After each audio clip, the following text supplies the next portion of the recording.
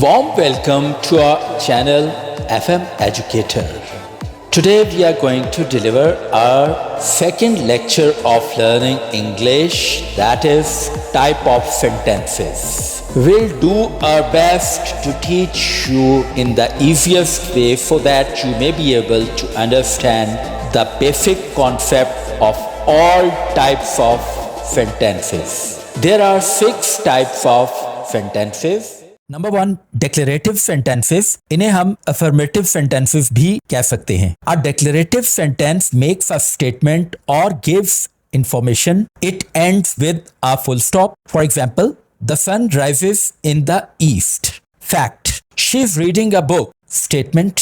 जी students, इन जुमलों को डिक्लेरेटिव देखें जैसे कोई अनाउंस की जाती है, एलानिया, बयानिया जुमले भी इनको हम कह सकते हैं. असर्टिव सेंटेंसेस, अफर्मेटिव सेंटेंसेस, ठीक है, डिक्लेरेटिव सेंटेंसेस. तो ये जो है इनको हम यूं कहते हैं. अच्छा, अब डिक्लेरेटिव सेंटेंस या जो भी है अफर्मेटिव असर्टिव, आप इसको पहचानेंगे कैसे कि ये बहुत सारे सेंटेंसेस हैं, उनमें आप कैसे पहचानोगे इसको? तो इसमें याद रखें कि इसमें कोई स्टेटमेंट दी जाती है, ठीक है, कोई बयान दिया जा रहा है. अच्छा, कोई फैक्ट बयान किया जा रहा है, ठीक है, और कोई भी चीज जो है बताई जा रही है, तो आमतौर पर वो आपका अफर्मेटिव या डिक्लेरेटिव सेंटेंस होता है. और इसकी एक और बहुत बड़ी पहचान होती है, it ends with full stop, यानी इसका इख्तिताम कहां पर होता है? फुल स्टॉप लगता है इसके आखिर में, ठीक है. तो हमें पता चल जाता है कि that is declarative sentence. Number 2, interrogative sentence. An interrogative sentence asks a question. It ends with a question mark. For example, what is your name? Or are you coming from school? जी friends, देखिए ये होते हैं सवालिया जुमले जिनमें कोई सवाल पूछा जाता है और इनके एंड पे क्वेश्चन मार्क लगता है. ये तो बड़ी आम फैम सी बात है जो आपको समझ आ जाएगी. लेकिन इसमें एक चीज है टेक्निकल जो इंग्लिश लैंग्वेज में हमने देखनी होती है कि आपने एग्जाम्पल में देखा ना कि what is your name, एक तरह से what जो है, अब सवाल 2 तरीकों से पूछा जा सकता है. एक आम फहम अल्फाज में WH से शुरू होने वाले जो वर्ड्स होते हैं, मसलन what, when, why, which, where, who, और हम how को भी इसी में रख लेते हैं, ठीक है. और इनकी एक और डेफिनेशन इन वर्ड्स की ये भी होती है कि इनके अपने इंट्रोगेटिव मीनिंग्स हैं. मसलन what क्या, when कब, why क्यों, which कौन, who कौन, where कहाँ, how कैसे. अब आपने देखा कि ये अपने अंदर खुद एक सवालिया मीनिंग रख रहे हैं. लेकिन दूसरी तरफ हमने पूछा कि are you coming from school, तो इसका मतलब है क्या आप स्कूल से वापस आ रहे हैं. अब हमने क्या के लिए यहाँ वट नहीं लगाया, यहाँ वट की जरूरत नहीं है, यहाँ हमने हेल्पिंग वर्ब की मदद से क्वेश्चन पूछा है, ठीक है. तो अगर आप हेल्पिंग वर्ब को शुरू में लगा देंगे तो भी आप क्वेश्चन पूछ सकते हैं. इसलिए इसको इंट्रोगेटिव सेंटेंस बनाने के 2 तरीके हैं. एक वो कि WH से जो लफ्ज शुरू में आ रहे हैं और उससे क्वेश्चन पूछा जा रहा है, या फिर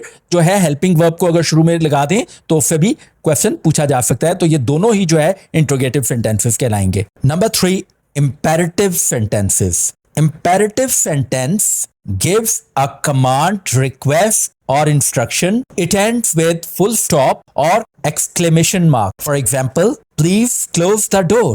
That is request. Sit down and be quiet. Command. जैसा कि आपको पता है imperative sentences, इनको आम उर्दू में हम अक्सर हुक्मिया जुमले भी कह देते हैं.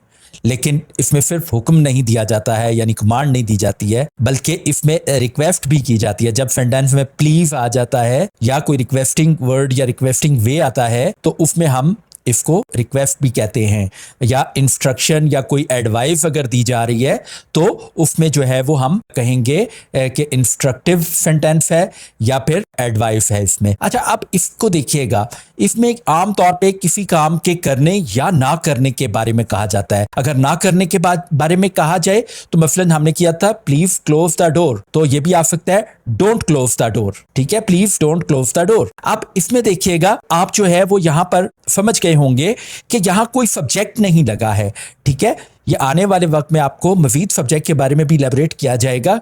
What is subject? आमतौर पे one who performs action in a sentence is called subject. के सेंटेंस के अंदर जो काम करने वाला होता है, जैसे I, he, she, it, they, noun, pronoun, ठीक है, तो ये आपके सारे सब्जेक्ट्स होते हैं. अच्छा, अब इसमें वो नहीं लगता है, बल्कि जो फर्स्ट फॉर्म ऑफ वर्ब है वहां से जुमला स्टार्ट होता है. मसलन देखिए, अब क्लोज, अगर हम आपसे पूछते हैं कि बंद करना, बंद करने की क्या इंग्लिश होगी, तो आप कहेंगे क्लोज. हालांकि वो गलत है. बंद करना, ना, नी, ने अगर जुमले में आ रहा है, लफ्ज में आ रहा है, तो फिर हम टू का इस्तेमाल करेंगे, टू क्लोज. और क्लोज अगर आप कहेंगे, टू नहीं लगाएंगे, तो फिर ना नहीं, फिर इसका मतलब है बंद कर दो. मसलन जाना हम कहते हैं तो इसका होता है टू गो, लेकिन अक्सर हम इसको गो कह देते हैं, हालांकि गो का मतलब जाना नहीं है बल्कि जाओ है, ठीक है ना। तो आपको ये सेंटेंस की फॉर्मेशन भी समझ आ गई होगी इंशाल्लाह। एक्सक्लेमेटरी सेंटेंसेस, ये नंबर 4 है। Exclamatory sentence expresses a strong feeling or emotion. It always ends with exclamation mark. For example, what a beautiful day it is. Excitement. How amazing this is. Admiration. Students, ये वो sentences होते हैं जिनमें आमतौर पर किसी feeling, कोई एहसास या कोई जज्बा बयान किया जाता है। अच्छा, ये फीलिंग मतलब एक्साइटमेंट भी हो सकती है आपकी, कोई सॉरो भी हो सकता है, कोई जॉय भी हो सकता है, ठीक है, आपका कोई इमोशन ऐसा हो, और कोई वंडर भी हो सकता है, आप हैरान हो रहे हैं तो, लेकिन इसके आखिर में साइन ऑफ एक्सक्लेमेशन आता है। और मसलन आपको मैं ये जो सॉरो और जॉय वाले हैं, क्योंकि जब आप इनडायरेक्ट नरेशन में जाएंगे, डायरेक्ट इनडायरेक्ट में, तो वहां पर आपको इससे वास्ता पड़ेगा। तो मसलन वो कहता है कि captain said, hurray we have won the match. हाँ, हम तो मैच जीत चुके हैं, कैप्टन ने खुशी का इजहार किया। तो ये भी जो है कि आपका एक्सक्लेमेटरी सेंटेंस आएगा। इसी तरह से doctor said, alas I could not save this patient from death. अफसोस कि मैं इस मरीज को मरने से, मौत से ना बचा सका। तो ये जो है यहाँ पर ग्रीफ है, सॉरो है, तो ये भी जो है आपका एक्सक्लेमेटरी सेंटेंस कहलाएगा। Number 5, negative sentences. Negative sentence denies or refuses something. It uses the words like not, never, no, or nobody to express negation. For example, she does not like cold weather. He never tells a lie.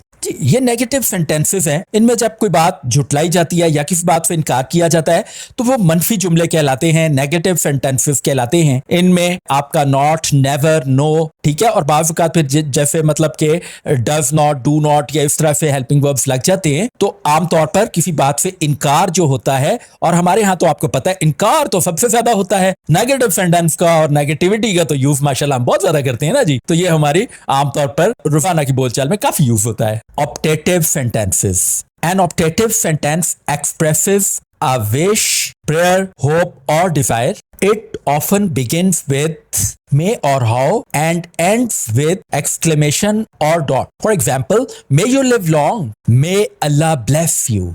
ये optative जुमले आमतौर पर उर्दू में इनको हम कह सकते हैं कि दुआया जुमले। आमतौर पर जो होता है इनमें कोई ना कोई दुआ दी जा रही होती है, और ये मे से भी शुरू हो सकते हैं और बाज़ औक़ात ये हाउ से भी कभी कभार शुरू होते हैं, ठीक है जी। और इसके एंड पर जो है वो आपको एक्सक्लेमेशन साइन मिलता है या डॉट मिलता है। और इसके अलावा इसमें कोई ना कोई होप होती है, प्रे होती है, डिज़ायर वगैरह होती है, ठीक है जी। तो आप जैसे देखिए, मे यू लिव लॉन्ग, खुदा आपकी उम्र दराज करे। मे गॉड ब्लेस यू, खुदा आपकी हिफाजत करे, ठीक है, इसमें दुआ दी जा रही है। तो आमतौर पर ये मे से स्टार्ट होते हैं, और ज्यादातर इसमें हमारी जो प्रे है वो होती है, इसमें किसी को हम दुआ दे रहे होते हैं।